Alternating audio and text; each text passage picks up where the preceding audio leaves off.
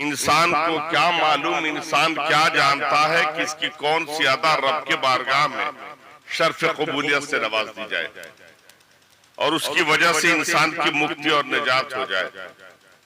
اللہ کے رسول صلی اللہ علیہ وسلم نے فرمایا تم کسی بھی عمل کو حقیر تصور نہ کرو، کسی بھی عمل کو مختصر نہ سمجھو، شاید وہی عمل تمہارے لیے ذریعہ نجات بن جائے۔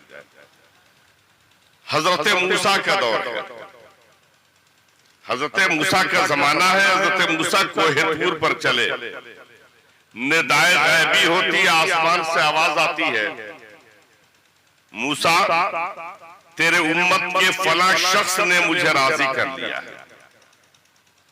موسیٰ اس نے ہمیں راضی کر لیا ہے، مجھے اتنا خوش کر لیا کہ میں نے اس کے عمر میں بے پناہ برکت عطا فرما دی ہے۔ اس پاداش میں چونکہ جس نے مجھے راضی کر لیا اور جو مجھے راضی کر لیتا وہ جو چاہتا ہے میں اسے عطا کیے جاتا، لہذا جتنا جینا تھا وہ جی لیا، مزید 80 سالہ زندگی میں اسے اور عطا کر رہا ہوں۔ اور دوسرا انعام یہ ہے کہ موسیٰ 80 سالہ زندگی میں باقی جو زندگی اس کی گزری بڑی غربت میں گزری ہے، لیکن یہ 80 سالہ زندگی جو میں اسے عطا کر رہا ہوں، 80 سالہ زندگی میں 40 سالہ امیری کی زندگی ہوگی اور 40 سالہ وہی غربت کی زندگی۔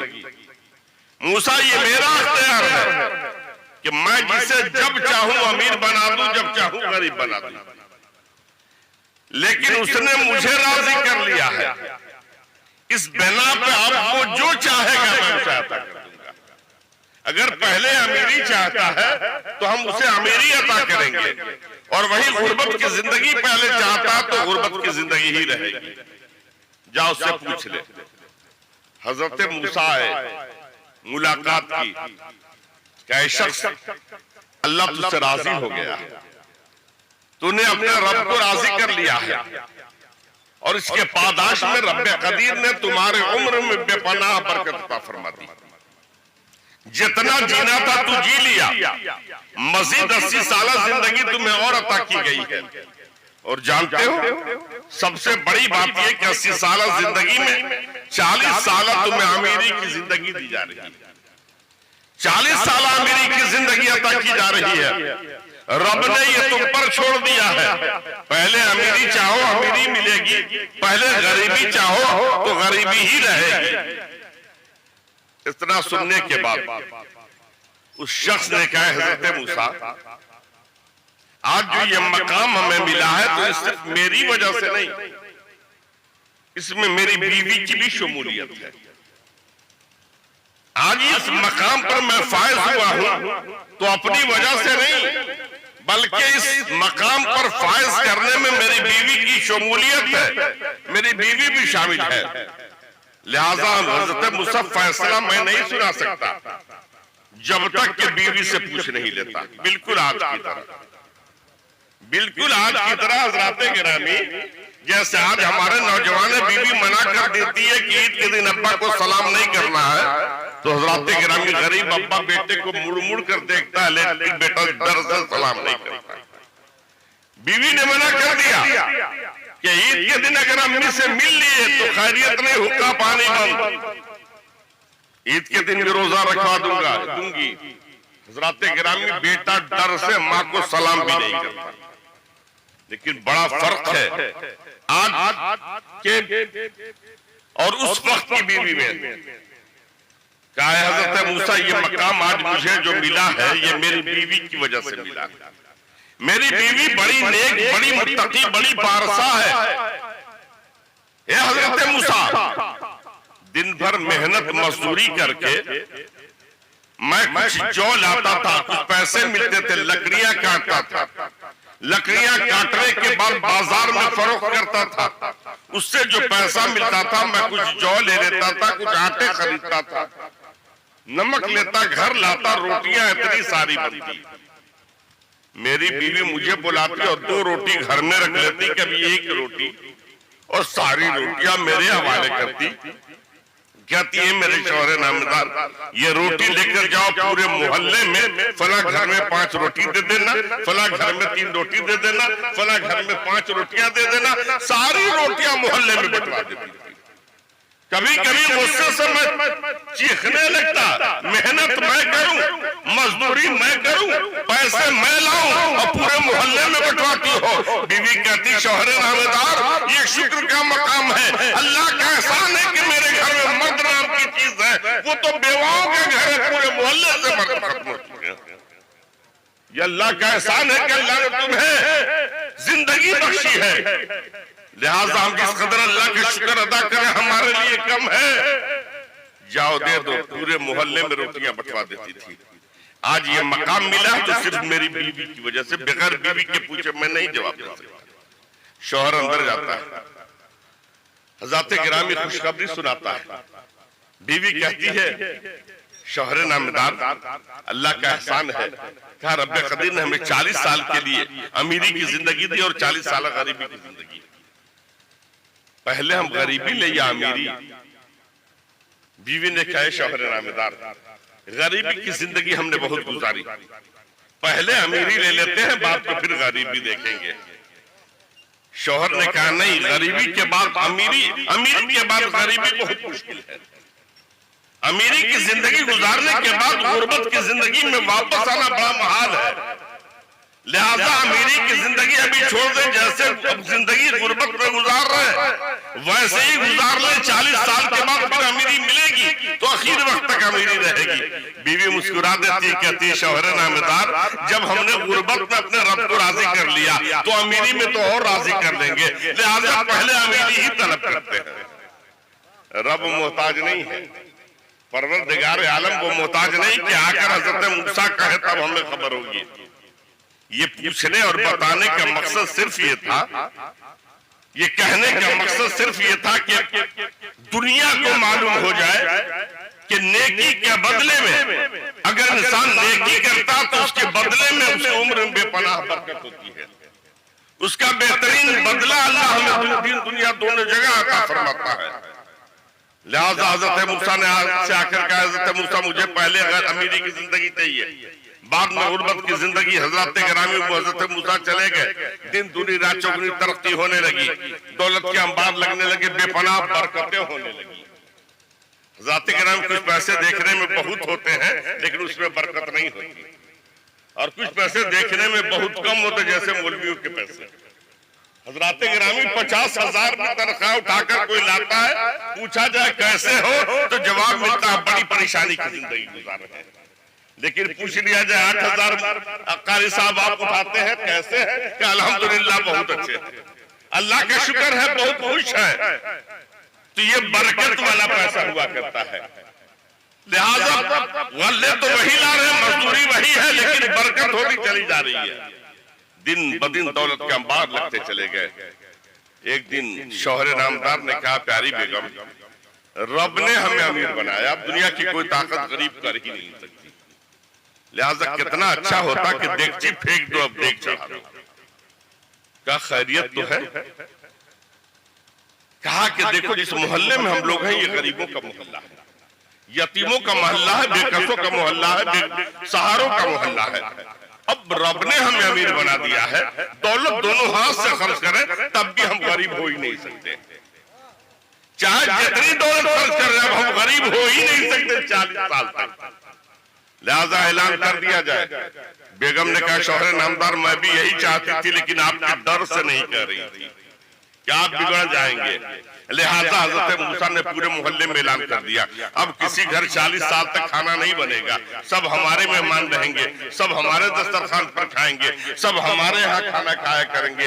ऐलान हो गया। हजरत मूसा को खबर मिली कितना बड़ा सखी है, कितना बड़ा फैयाज है। हजरत मूसा भी देखने आए। आज पहला दिन है, किस तरीके से गरीबों को खिला रहा है, कैसे पेश आ रहा है। हजरत मूसा मुंतजिर है, आए, सब आए, इकट्ठे हो गए, पूरा मोहल्ला اکٹھا ہو گیا. صاحب خانہ نے چھوٹے چھوٹے یتیم بچوں کو دسترخوان پر بیٹھا دیا اور بیٹھالنے کے بعد کہا بیٹا کھانا شروع کر دو.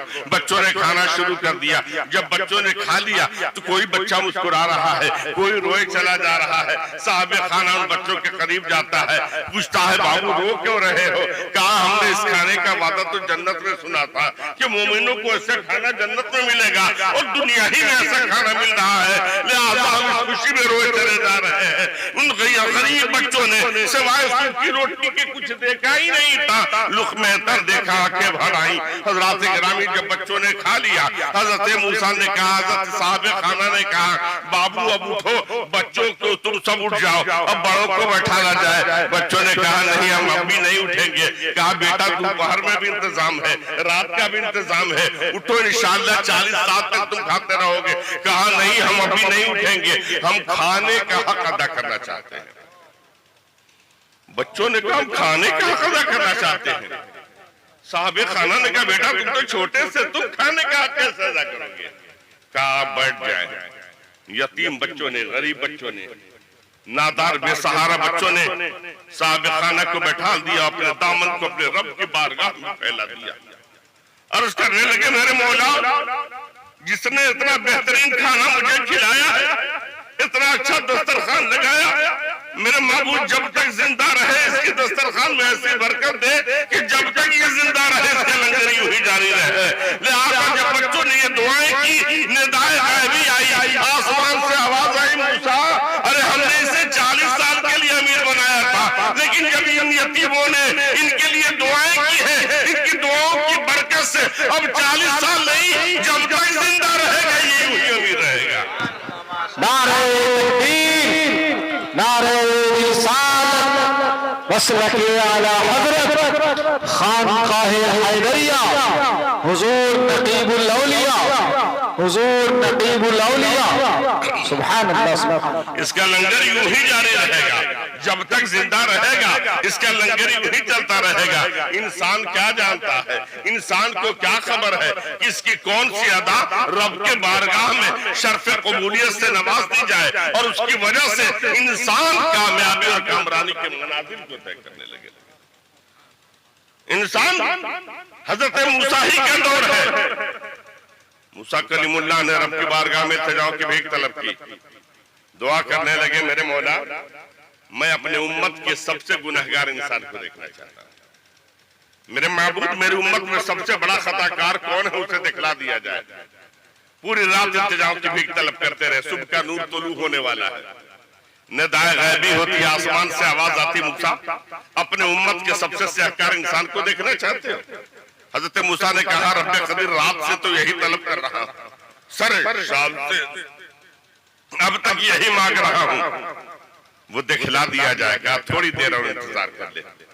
صبح کا نور طلوع ہو, حجرے سے باہر نکل آنا, دہلیز پہ کھڑے رہنا, جیسے سورج نکلے دروازے پر آ کے کھڑے ہو جانا, دیکھتے رہنا.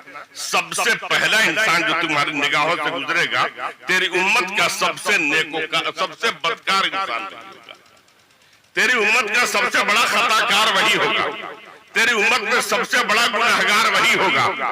حضرت موسیٰ منتظر رہے, سورج طلوع ہوا, حضرت موسیٰ باہر نکل آئے, دروازے پر کھڑے ہیں. اتنے میں دیکھا انہی کا ایک پڑوسی ہے, اپنے بچے کو کاندھے پر بیٹھالے ہوئے گھر سے بازار کی طرف جا رہا ہے. حضرت موسیٰ دیکھے, دیکھنے کے بعد عرض کرتے ہیں میرے مولا یہ تو میرا پڑوسی ہے, میرے بغل کا رہنے والا ہے. میرے معبود حالت تو یہ ہے کہ گلاب کے جڑ میں جو مٹی رہتی ہے اس میں بھی خوشبو آ جایا کرتی ہے, لیکن میرا پڑوسی اور اتنا بڑا بدکار, اتنا بڑا سیاہکار. میرے مولا اسے دیکھنے کے بعد میں اشکبار ہو گیا ہوں, پریشان حال ہو گیا ہوں. اے میرے مولا اب میری امت کے نیکوکار انسان کو دکھلا دیا جائے.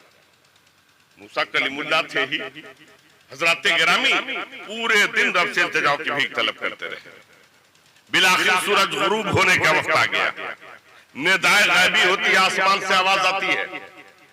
موسیٰ گھبراؤ نہیں, جیسے سورج غروب ہو حجرے سے باہر نکل آنا, دروازے پر کھڑے رہنا. سب سے پہلا انسان جو تیری نگاہوں سے گزرے تیری امت کا سب سے اچھا انسان وہی ہوگا. اس وقت کا سب سے اچھا انسان وہی ہے تیری امت میں. حضرت موسیٰ خوش ہو گئے، دہلیز پر آ کر کھڑے ہو گئے، دروازے پر کھڑے ہیں۔ تھوڑی دیر کے بعد وہی سیاہکار، وہی بدکار جو صبح بازار گیا تھا لوٹا۔ حضرت موسیٰ نے اسے نظر انداز کر دیا۔ کافی دیر تک کھڑے ہیں، کافی وقت گزر گیا، سرخی سیاہی میں تبدیل ہونے لگی۔ حضرت موسیٰ نے عرض کیا میرے مولا اب تک وہ نیکوکار میری نگاہوں سے نہیں گزرا، اے میرے معبود آخر وہ اچھا انسان ہے کون؟ میری امت کا سب سے اچھا انسان کہاں رہ گیا؟ ندائے غیبی ہوتی ہے، آسمان سے آواز آتی ہے، موسیٰ دیکھا نہیں ابھی جو تیری نگاہوں کے سامنے اپنے کاندھے پر بیٹھال کر بچے کو لے جا رہا تھا، تیری امت کا سب سے اچھا انسان اس وقت کا وہی ہے۔ حضرت موسیٰ نے کہا مولا بات سمجھ میں نہیں آتی، صبح اتنا بڑا خطا کار، اتنا بڑا بدکار، اتنا بڑا بدکردار، اور اس وقت میری امت کا سب سے نیکوکار انسان وہ کیسے بن گیا؟ ندائے غیبی ہوتی ہے۔ حضرت کسی شاعر نے کہا ہے کہ رحمت حق کو کچھ نہ کچھ بہانا چاہیے۔ اے حضرت موسیٰ، اے موسیٰ، ارے سنو سنو، صبح جب یہ شخص اپنے بچے کو کاندھے پر بیٹھال کر مصر کی گلیوں سے گزر رہا تھا، اور مصر کی گلیوں سے گزرتے ہوئے طور سینا کے قریب سے گزرا، بچہ تھا، گھر سے پہلی بار نکلا تھا، پہاڑ کو دیکھا نہیں تھا۔ بچے نے جب اتنے بلند و بالا پہاڑ کو دیکھا فوراً باپ سے سوال کرنے لگتا ہے بابا یہ چیز ہے کیا؟ یہ کون سی شے ہے؟ بے باپ نے جواب دیا بیٹا یہ کوہ طور ہے، بیٹا یہ پہاڑ ہے۔ بچہ ہوتا ہے، جو لوگ بیٹے کے باپ ہیں یا بچوں کے باپ ہیں وہ اچھی طرح آشنا ہے کہ بچے جب بولنا شروع کرتے ہیں تو ایک چیز کو درجنوں بار پوچھتے ہیں۔ جب بچے بولنا سیکھتے ہیں تو ایک چیز کو درجنوں مرتبہ پوچھتے ہیں۔ مائک دیکھ لیا، پوچھیں گے بابا یہ کیا ہے؟ آپ کہیے مائک ہے، پھر پوچھیں گے بابا مائک ہوتا کیسا ہے؟ کہا بیٹا مائک کیسے ہوتا ہے؟ کہا بابا یہ کس کام میں آتا ہے؟ اور باپ بہت خوش ہوتا ہے۔ آج تو ایسے دور سے گزرے ہیں کہ سب کو ہم مقید کرتے چلے جاتے ہیں اپنے موبائلوں میں، دوستوں میں شیئر کرتے ہیں کہ میرے لال نے بولنا شروع کر دیا ہے، میرے بیٹے نے بولنا شروع کر دیا۔ ایک چیز کے بارے میں ایک درجن مرتبہ پوچھا ہے، بہت خوش ہوتا ہے۔ لیکن نوجوانوں جب یہی بیٹا جوان ہو جاتا ہے، باپ بوڑھا ہو جاتا ہے، باپ کا ذہن توازن کام نہیں کرتا، باپ اس امید میں اپنے لال کو جوان کرتا ہے کہ جب میں کمزور ہو جاؤں گا میرا بیٹا میرے آنکھوں کا نور بنے گا، میری پنڈلیاں کمزور ہو جائیں گی، میرا بیٹا میرے لیے سہارا بنے گا، میرے میں کمزوری آ جائے گی، میرا لال میرے لیے ایسا بنے گا۔ لیکن جب سہارے کی ضرورت پڑتی ہے تو بیٹا گھر کے کونے میں باپ کو ڈال دیتا ہے۔ حضرات گرامی ایک ایک چیز پر اعتراض کرتا ہے حضرات گرامی، لیکن وہی باپ مر کا تقاضا ہے۔ بیٹے کو اس لیے جوان کیا تھا کہ جب میرا لال سہارے کی مجھے ضرورت پڑے گی تو ہر وقت میرا لال سائے کی طرح میرے ساتھ ہوگا۔ لیکن حضرات گرامی وقت کا مارا بیٹا دن بھر مزدوری میں چلا جاتا ہے، آفس چلا جاتا ہے، شام میں آتا ہے، باپ سوال کرتا ہے بیٹا کہاں تھے؟ دن بھر نہیں دیکھا تھا، تڑپ رہا تھا لال کو دیکھنے کی خاطر۔ باپ نے پوچھا بیٹا تھے کہاں؟ بیٹا جواب دیتا بابا آفس گیا تھا۔ دوبارہ عمر کا تقاضا ہے، بھول گیا، پھر پوچھتا ہے بیٹا صبح سے کہاں تھے؟ کہ آفس گیا تھا۔ تیسری بار اگر بوڑھا باپ وہی سوال کر دیتا ہے تو جوان بیٹا بگڑ جاتا ہے، حضرات گرامی چیخنے لگتا ہے پاگل ہو گیا، دماغ خراب ہو رہا ہے، ایک ہی چیز کو کئی مرتبہ پوچھتے ہو۔ اور وہ حضرات گرامی ہم بھول جاتے ہیں کہ ہم وہی تھے کہ ایک بات اگر 50 بار پوچھتے تھے تو میرا باپ خوشی سے مجھے بولنا سکھاتا تھا۔ اور آج وہ باپ جب بولنے لگتا ہے تو ہم بگڑ جاتے ہیں، مجھے اس طرف نہیں جانا ہے نوجوانوں۔ نعرہ تکبیر، نعرہ رسالت، حضور نقیب الاولیاء، حضور نقیب الاولیاء، خانقاہ حیدریہ، غوثیہ مسجد۔ میں عرض کر رہا تھا حضرات گرامی ندائے غیبی ہوئی موسیٰ، بچے نے سوال کیا کہ بیٹا یہ کیا ہے؟ بیٹے نے سوال کیا بابا یہ اتنی بڑی کون سی شے ہے، کون سی چیز ہے؟ باپ نے جواب دیا بیٹا یہ پہاڑ ہے۔ بیٹے نے پھر سوال کیا بابا پہاڑ اتنا بڑا ہوتا؟ کہا بیٹا پہاڑ بہت بڑا ہوتا ہے۔ کہا بابا کیا اس سے بھی بڑی کوئی شے ہے، اس سے بھی بڑی کوئی چیز ہے؟ باپ نے جواب دیا ہاں بیٹا وہ زمین ہے۔ اچھا بابا پہاڑ سے بڑی شے زمین ہے؟ کہا ہاں بیٹا پہاڑ سے بڑی شے زمین ہے۔ پھر بچے نے سوال کیا بابا پہاڑ سے بڑی شے زمین ہے تو پھر زمین سے بڑی شے کیا ہے؟ زمین سے بڑی چیز کیا ہے؟ باپ نے جواب دیا بیٹا وہ آسمان ہے۔ کہا بابا پہاڑ سے بڑی شے زمین، زمین سے بڑی شے آسمان، تو آسمان سے بڑی شے کیا ہے؟ باپ رونے لگتا ہے، ہچکیاں بن جاتی ہے۔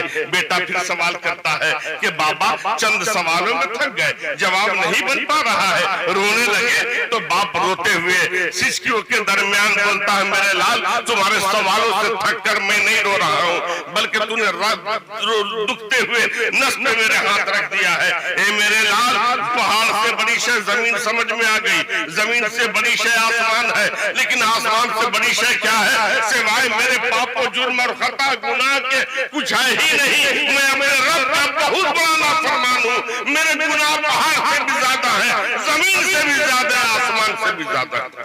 اس سے بڑی کوئی شے نہیں۔ موسیٰ وہ روئے چلا جا رہا ہے، موسیٰ وہ اپنی غلطیوں پر بڑا نادم تھا، وہ اشکبار تھا، روتا چلا جا رہا تھا۔ اور یہی تو مجھے پسند ہے، یہی تو میں چاہتا ہوں، مجرم ہو لیکن اپنے جرم کا اعتراف تو کرو، غلطیاں کر رہے ہو اپنے غلطی پر نادم تو ہو جاؤ۔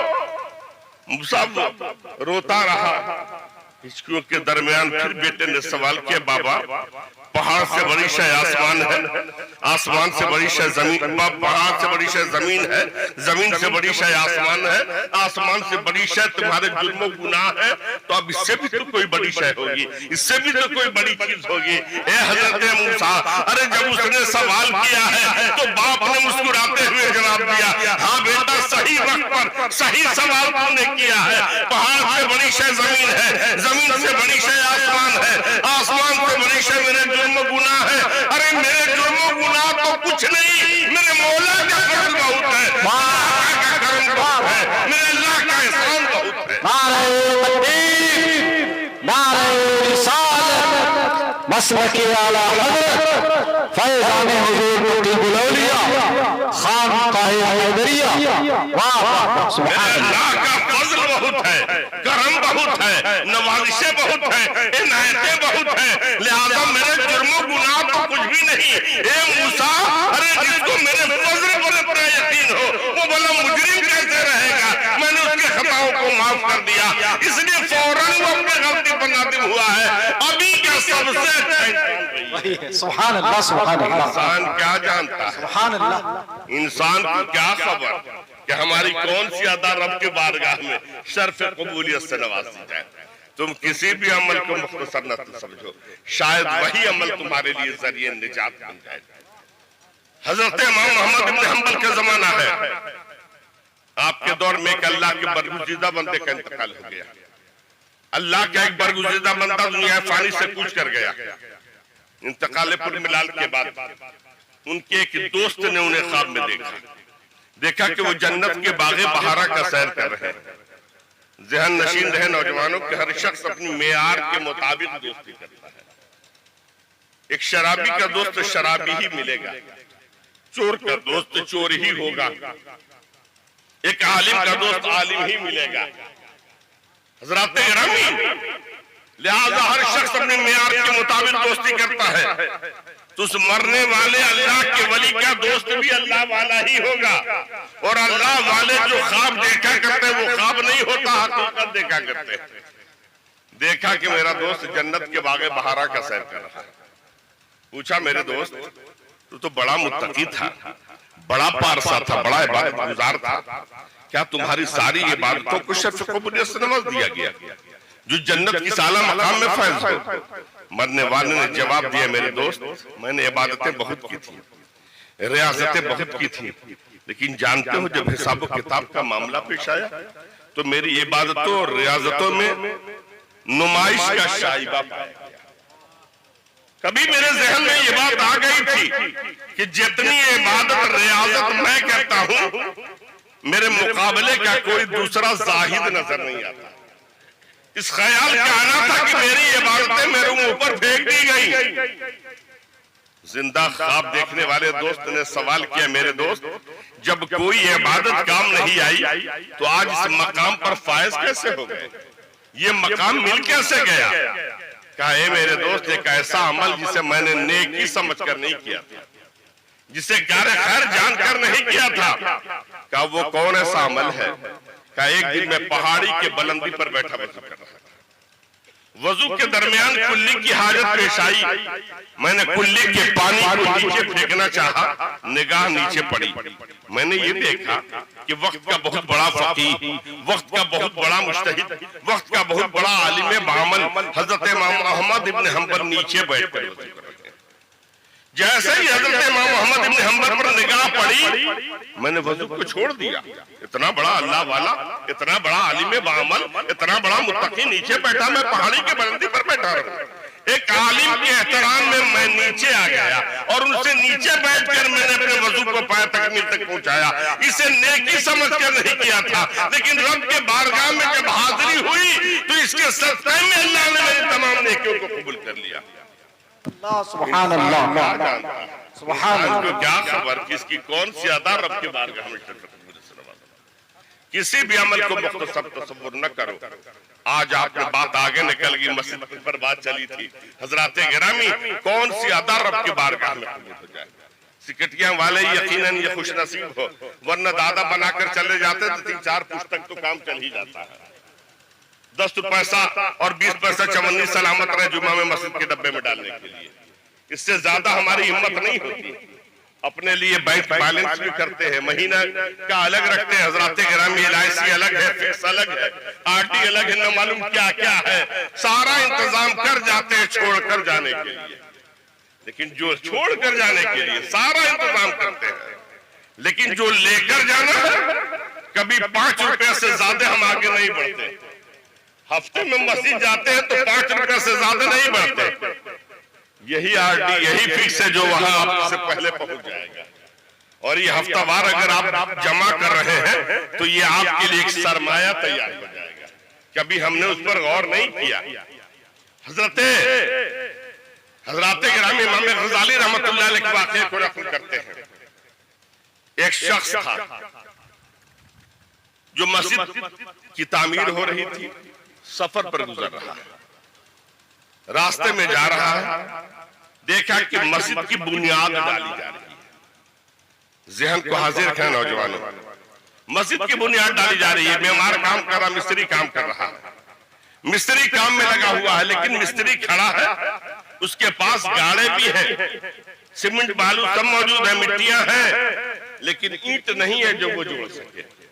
مزدور کے انتظار میں کھڑا ہے. مسافر سفر پر جا رہا تھا, سامان دیے ہوئے تھے, سامان رکھ دیتا ہے اور اینٹ کے قریب جاتا, 10-20 اینٹ اٹھاتا ہے, لا کر مستری کے پاس رکھنا شروع کر دیتا ہے.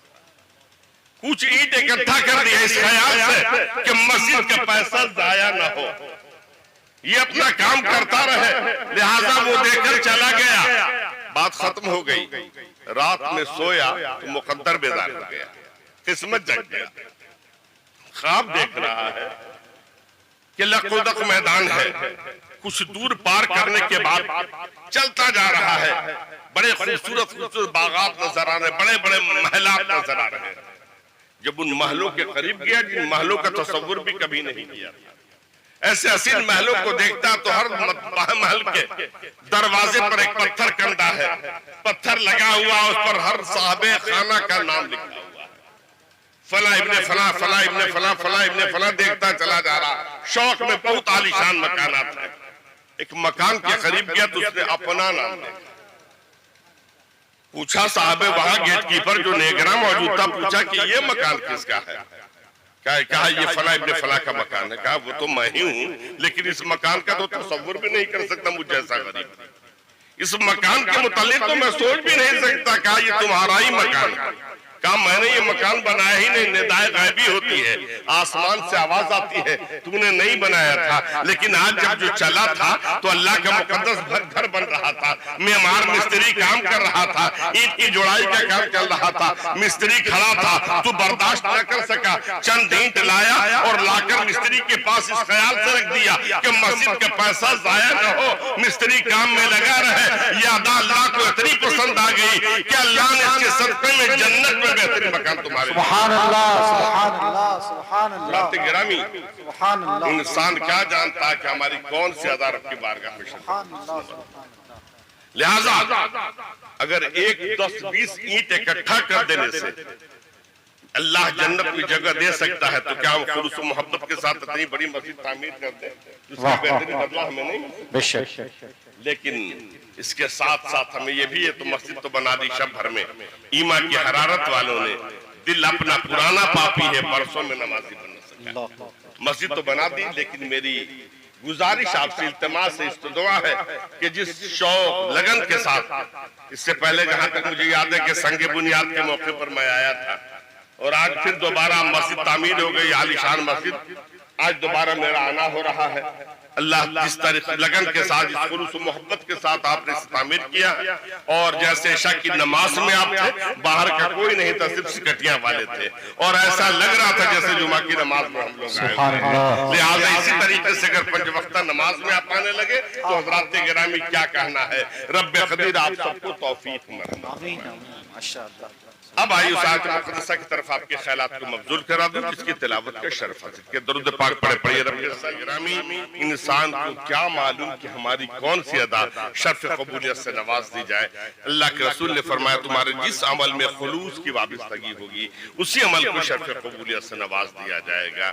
لہٰذا حضرات گرامی اب آئیے اس آیت مقدسہ کی طرف آپ کے خیالات کو مبذول کرا دوں جس کی تلاوت کا شرف حاصل کیا. خالق کائنات کا فرمان پروردگار عالم کا ارشاد گرامی یا ایھا الذین آمنوا آمنو جس کا مطلب مقصد مفہوم یہ ہے کہ اے ایمان والو ایمان لے آؤ. ایمان لانے سے مراد کیا ہے؟ فقہاء کرام ارشاد فرماتے ہیں کہ ایمان لانے کا مقصد یہ نہیں ہے جیسا کچھ لوگوں نے سمجھ لیا اور سمجھا تو مسلمان ہی کو مسلمان بنانا شروع کر دیا. سمجھا خوب سمجھا تو مسلمان ہی کو مسلمان بنانا شروع کر دیا. فقہاء ارشاد فرماتے ہیں کہ آمنو کا مقصد یہ نہیں کہ مسلمان کو مسلمان بنایا جائے بلکہ آمنو کا مقصد یہ کہ جو لوگ ایمان لا چکے اپنے ایمان کو مستحکم اور مضبوط کر لیں, اپنے ایمان میں پائیداری لائیں, اپنے ایمان کو ٹھوس کر لیں. کیسی مضبوطی لائیں؟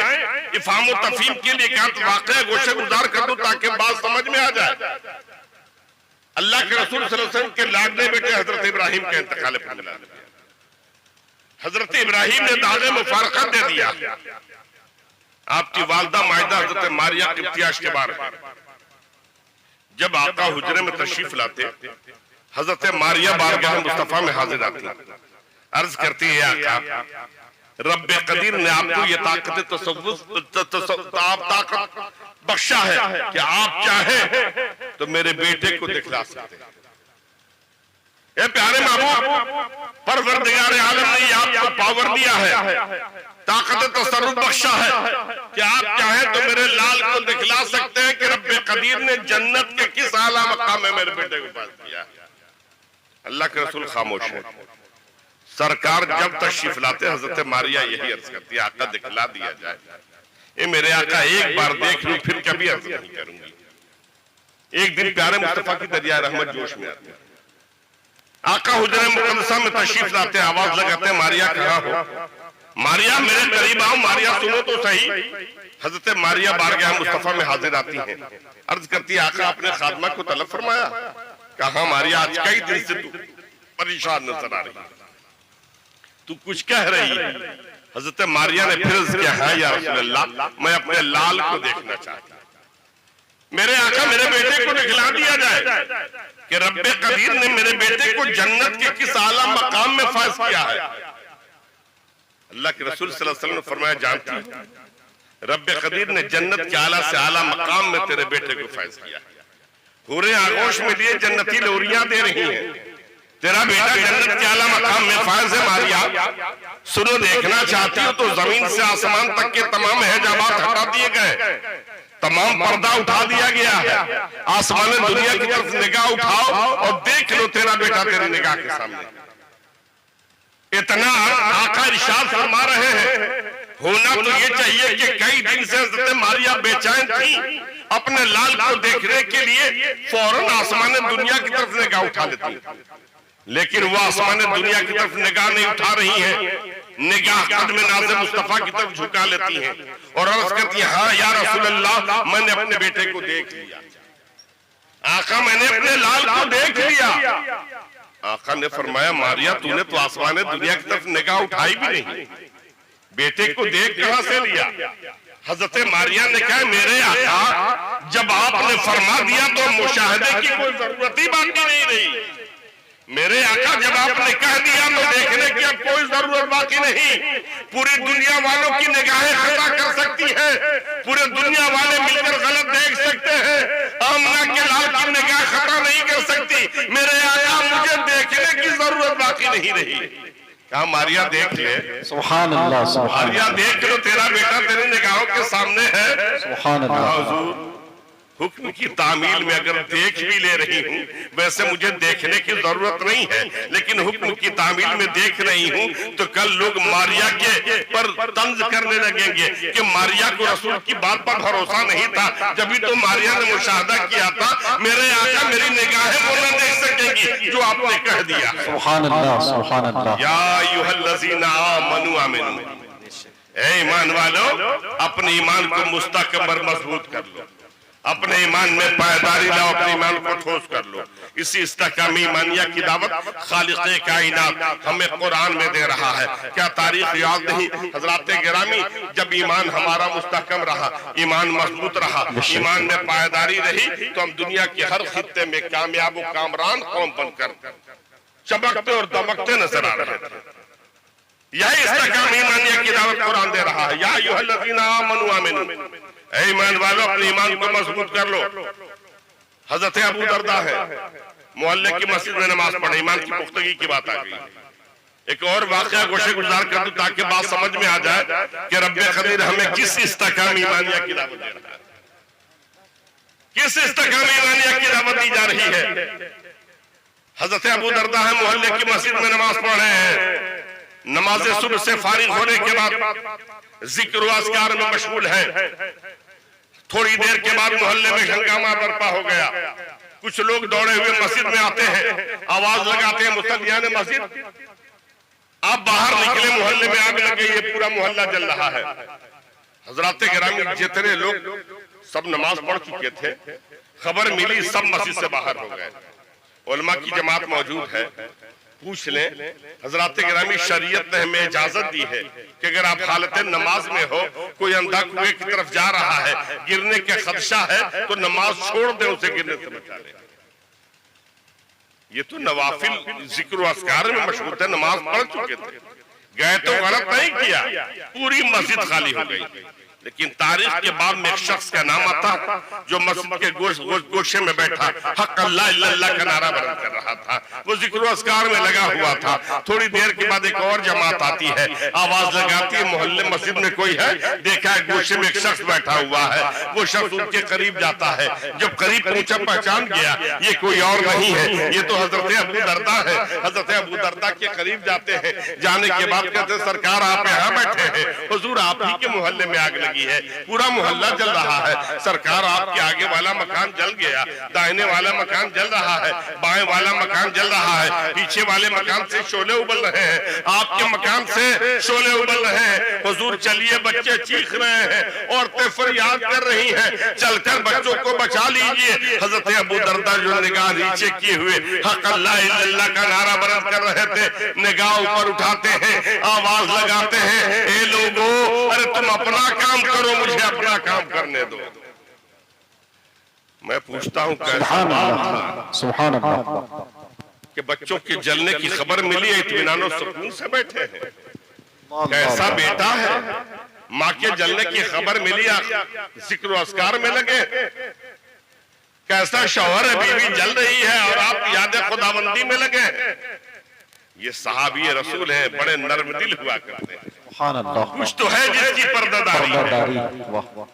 حضرات گرامی کوئی نہ کوئی معاملہ ہے جو اتنے سکون سے بیٹھے ہیں، روز کے معمول کے مطابق ذکر و اذکار سے فارغ ہو گئے، اشراق پڑھ لیا، چاشت پڑھ لیا، مسجد کے باہر نکلے اطمینان و سکون سے، کوئی گھبراہٹ چہرے پر نہیں ہے، نہ کوئی پریشانی ہے کہ بچے جل گئے ہوں گے کیا ہوگا، اطمینان سے آہستہ آہستہ قدم بڑھاتے گھر کی طرف چلے۔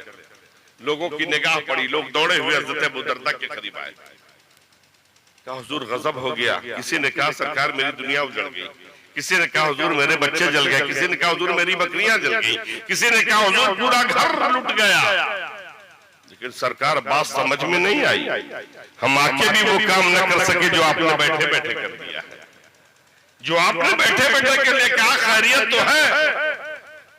کہا حضور جب ہم لوگ آگ پر قابض ہو گئے، آگ بجھا دی گئی، تو پورے محلے میں ایک آپ ہی کا مکان ہے جس کا ایک خیلال بھی نہیں جلا ہے، کھجور کے پتوں سے جو آپ نے اپنے چھت کی پاٹن کی تھی اس کا ایک خیلال بھی نہیں جلا ہے، کھجور کے تنوں کو جو پیلر کی جگہ پر استعمال کیا تھا وہ سب محفوظ ہے، سرکار آپ کے گھر میں آگ لگی ہی نہیں۔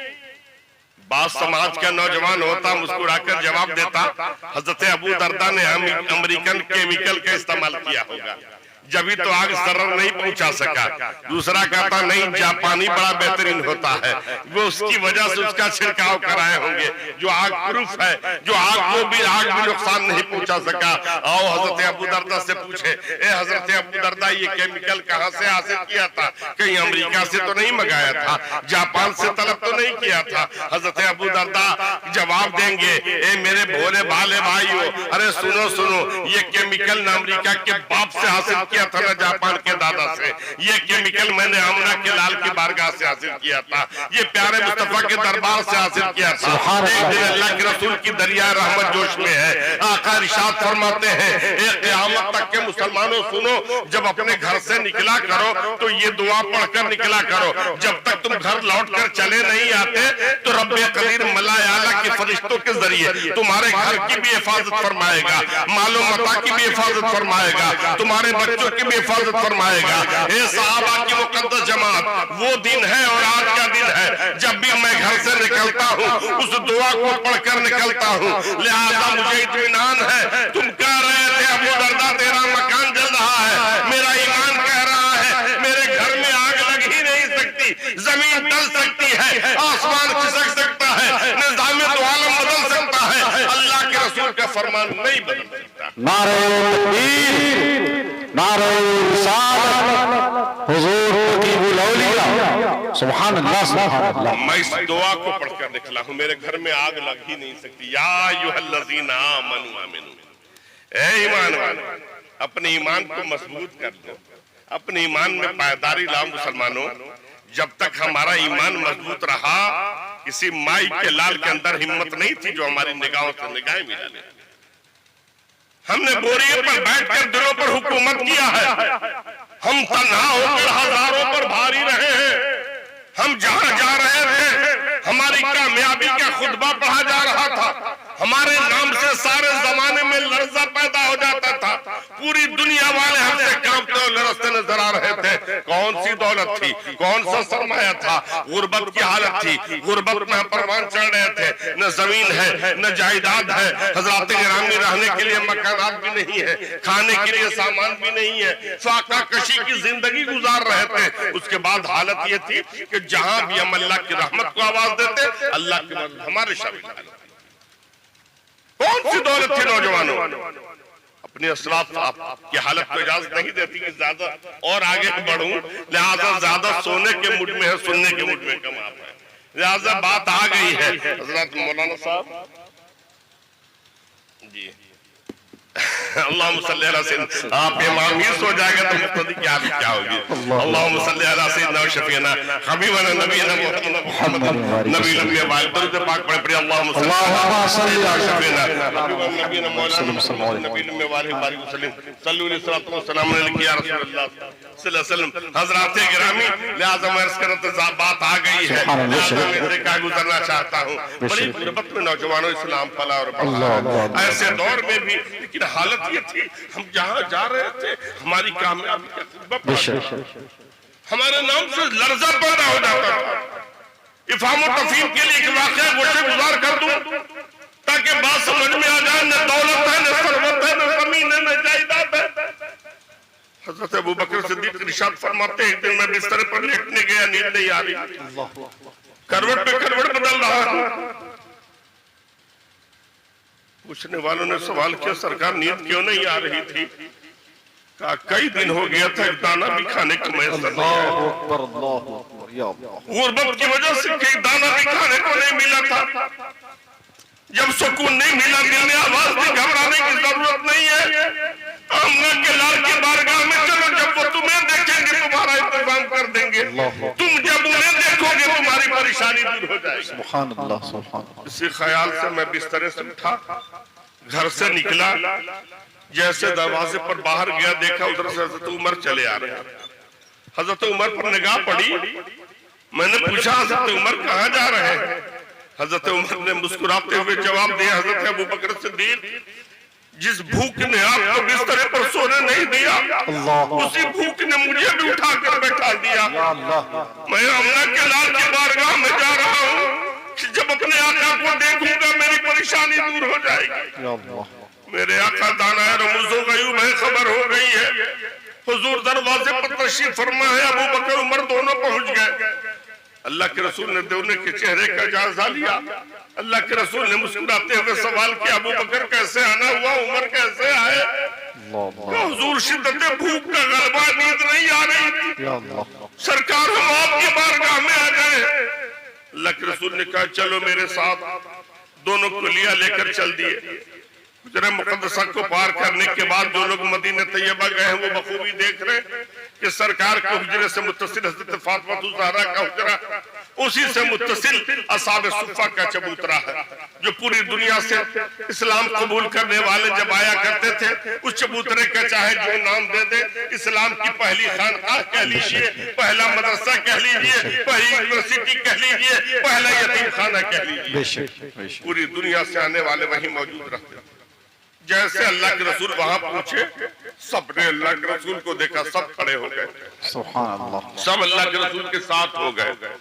آگے آگے آقا, پیچھے پیچھے صحابہ کی مقدس جماعت. سبحان اللہ. آقا مدینہ کی گلیوں کو پار کرتے ہوئے حضرت ابو ایوب انصاری کی گلی سے گزرے. سبحان اللہ. جیسے گلی میں داخل ہوئے ٹھیک یہ وہی وقت تھا کہ حضرت ابو ایوب انصاری کھانا کھا کر بسترے پر قیلولہ کے لیے گئے.